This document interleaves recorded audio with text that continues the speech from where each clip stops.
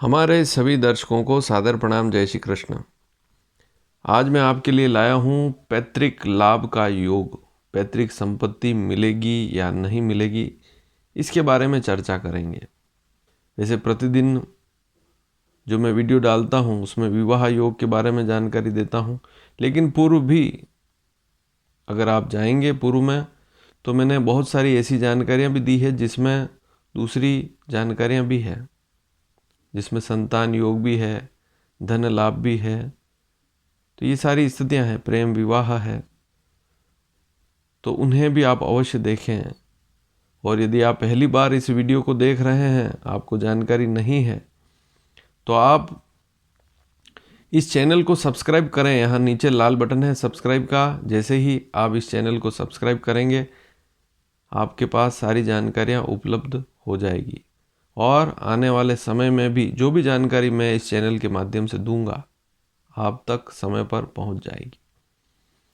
तो सबसे पहले तो हमें कुंडली पर नज़र डालनी होगी। आपकी जो कुंडली है, लग्न कुंडली ही देखनी है, अन्य कोई भी कुंडली नहीं देखनी है। लग्न कुंडली में आप देखें कि जो भी स्थितियां आपको भाग्य से मिलती है वही पिता से भी मिलती है। हमारे शास्त्रकारों ने दशम भाव को भी पिता का भाव कहा है, लेकिन नवम भाव, कुंडली का नवा भाव, इस पर नज़र अवश्य डालनी चाहिए। यहाँ पर आप कुंडली देखें और सारी स्थिति आप आसानी से समझ सकते हैं। ऊपर राशियाँ हैं, राशियों के स्वामी भी लिखे हुए हैं। तो यदि आप स्वामी समझना चाहते हैं तो इन राशियों को जैसे ही देखेंगे तो उसके आगे स्वामी लिखा हुआ है, उससे आप समझ जाएंगे कि किस भाव का स्वामी कौन सा ग्रह है।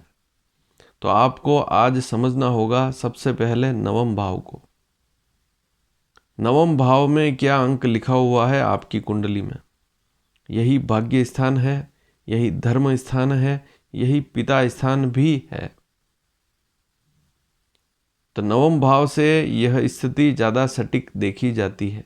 नवम भाव का स्वामी, आप नवम भाव में यह देखें कि क्या राशि लिखी हुई है, उसका स्वामी कौन है। यदि वह नवम भाव का स्वामी चौथे भाव में बैठा हो, नवम भाव का स्वामी चौथे भाव में बैठ जाए, चतुर्थ भाव में बैठ जाए, आप ध्यान से देखें चौथे भाव को। चौथे भाव को सुख का भाव भी कहते हैं और भौतिक संसाधन जैसे भूमि, मकान, वाहन, छोटी से छोटी वस्तु, भौतिक संसाधन सारे इसी भाव से देखे जाते हैं। तो नवम भाव का स्वामी यदि चौथे भाव में बैठ जाए तो भूमि सुख, मकान सुख, वाहन सुख, अन्य छोटे छोटे इलेक्ट्रॉनिक सामान भी यदि पिता से मिलते हैं तो वे इसी भाव से देखे जाते हैं। तो नवे भाव का स्वामी यदि चौथे भाव में बैठ जाए, पहली स्थिति तो यह होगी। दूसरी स्थिति, यदि नवम भाव का स्वामी 11वें भाव में बैठ जाए, तब भी आय के साधन बढ़ेंगे। हो सकता है कि आपको कोई व्यापार करना है और पिता आपको मदद करे, कुछ पैसा दे, उससे आप व्यापार शुरू करें। तो नवे भाव का स्वामी यदि 11वें भाव में बैठ जाए तब ऐसी स्थिति बनती है। दूसरी स्थिति भी आपने समझ ली। 11वां भाव आय का भाव है, जो भी इनकम होगी 11वें भाव से उसे देखते हैं। जीवन में जितना भी पैसा आपके पास आ रहा है, एकादश 11वां भाव इसी से देखते हैं। और कुछ स्थितियां और है, आगे मैं समझाऊंगा। पूरी स्थिति आप समझें तभी आप सारी बात समझ पाएंगे, अन्यथा यदि आपने वीडियो को अधूरा देखा तो सारी जानकारियां आप तक नहीं पहुंच पाएगी। तो नवे भाव का स्वामी यदि 11वें भाव में बैठ जाए तब भी पिता से पैसा मिलेगा और आप कोई व्यापार करेंगे, काम करेंगे और वहां पर आप लाभ प्राप्त करेंगे। अब तीसरी स्थिति होती है दूसरा भाव। देखें आप ध्यान से, दूसरा भाव धन का भाव है।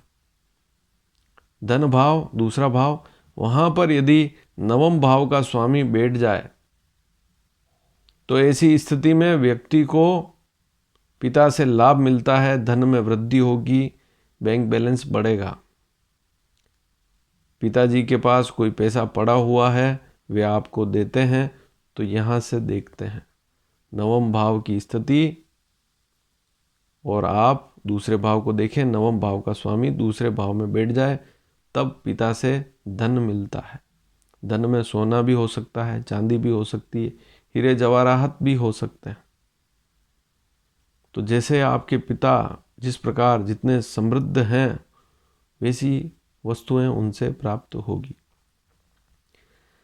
अब मान लीजिए कि ये जो 3 स्थितियां बताई है कि नवम भाव का स्वामी यदि चौथे भाव में बैठ जाए तो भूमि, संपत्ति, भौतिक संसाधन, आय भाव में बैठ जाए या धन भाव में बैठ जाए, तीनों स्थितियां तो आपने समझ ली।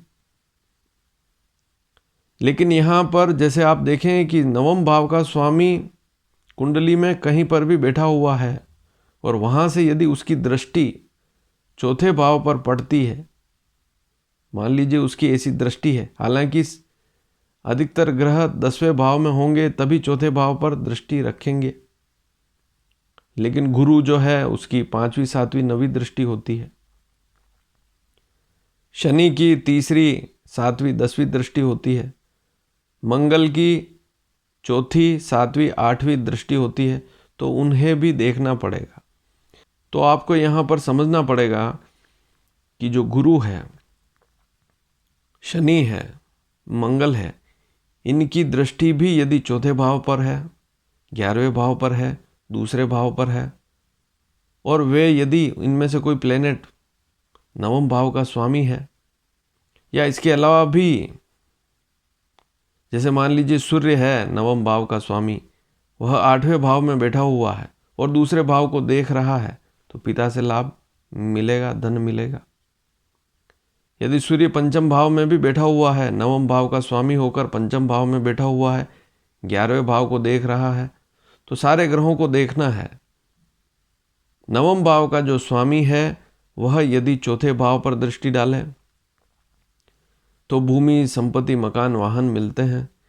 यदि नवम भाव का स्वामी 11वें भाव को देखे तो वहां पर भी पिता से व्यापार में या अन्य प्रकार से आय की प्राप्ति होगी।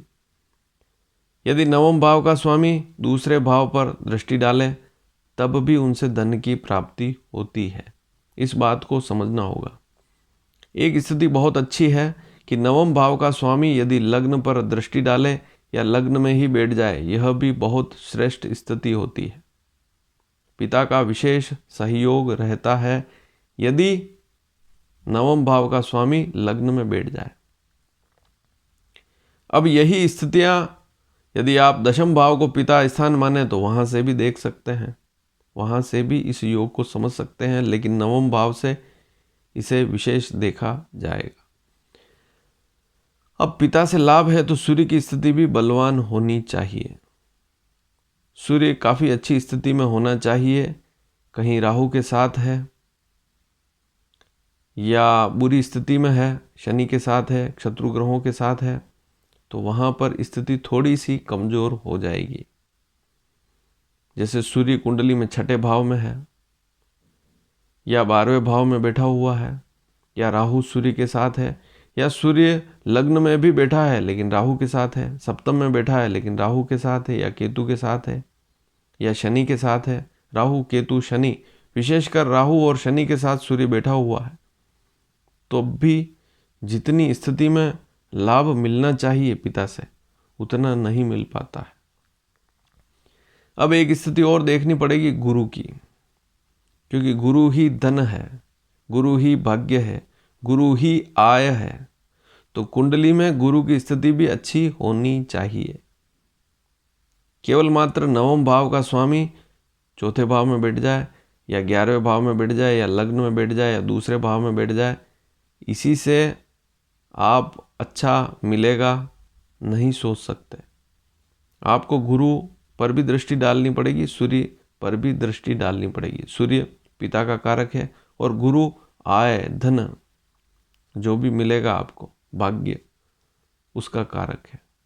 तो गुरु की स्थिति अच्छी हो, सूर्य की स्थिति अच्छी हो और नवम भाव का स्वामी चौथे भाव में हो या चौथे भाव को देखे, 11वें भाव में हो या 11वें भाव को देखे, दूसरे भाव में हो या दूसरे भाव को देखे, लग्न में हो या लग्न को देखे, तो यह स्थिति काफ़ी अच्छी होती है। इससे पिता से लाभ वाली स्थिति अवश्य बनेगी। अब एक महत्वपूर्ण बात, कुंडली में दशाओं का भी महत्वपूर्ण योगदान होता है। बहुत सी बार हम ग्रहों को अच्छी तरह से देख लेते हैं, ग्रह सारे अच्छे हैं, लेकिन फिर भी लाभ नहीं मिल पा रहा है। उसका कारण है जो दशा है वह कहीं गलत चल रही है या बुरी दशा चल रही है, तो वहाँ पर पिता से लाभ इन अच्छी स्थितियों के होते हुए भी नहीं मिल पाता है। तो कुंडली में लग्न, पंचम और नवम इन भावों पर अवश्य दृष्टि डालें। लग्न में क्या राशि लिखी हुई है, उसका स्वामी कौन है। पंचम भाव में क्या राशि लिखी हुई है, उसका स्वामी कौन है। नवम भाव में क्या राशि लिखी हुई है, उसका स्वामी कौन है। इन तीनों भावों के स्वामी में से किसी एक की भी दशा आने वाली है, तब लाभ की स्थितियां ज़्यादा बढ़ती है। ऐसा नहीं है कि आपकी स्थितियां दूसरी सारी अच्छी है, ग्रह बहुत अच्छे दिख रहे हैं, लेकिन यदि दशा उल्टी सीधी चल रही है, गलत दशा चल रही है, या कुंडली में जो सबसे अशुभ ग्रह हैं उनकी दशा चल रही है, तो आपको पैतृक लाभ नहीं मिल पाएंगे। तो इसे भी अवश्य समझें। और यदि इसके बाद भी नवम भाव का स्वामी कमजोर स्थिति में है इन भावों में बैठकर, तो उसका रत्न भी अवश्य धारण करें। यदि रत्न धारण करेंगे तो अच्छी स्थिति रहती है, इसे भी समझना पड़ता है। एक स्थिति और देखनी पड़ेगी कि गुरु मान लीजिए लग्न में है, दूसरे भाव में है, चौथे भाव में है, पांचवें भाव में है, या सातवें में है, 10वें में है, 11वें में है, 9वें भाव में ही है, और लेकिन उसकी स्थिति कमजोर है, तो गुरु को भी बलवान किया जाना चाहिए। यदि गुरु लग्न, पंचम, नवम का स्वामी है तो उसका रत्न पहन सकते हैं, उससे भी लाभ मिलता है। सभी कुंडलियों में पुखराज पहनना शुभ नहीं होता है, इस बात को भी अवश्य समझें। नवम भाव के स्वामी का रत्न अवश्य धारण कर सकते हैं यदि वह कुंडली में अच्छे भावों में हो। छठे, 8वें, 12वें भाव में है तो उसका रत्न ना धारण करें, लेकिन अन्य भावों में है तो उसका रत्न आप पहन सकते हैं। नवम भाव के स्वामी का रत्न पहन सकते हैं, इस बात को भी समझें। और यदि यह वीडियो आपको पसंद आया हो तो इसे शेयर करना बिल्कुल भी ना भूलें। धन्यवाद। जय श्री कृष्ण।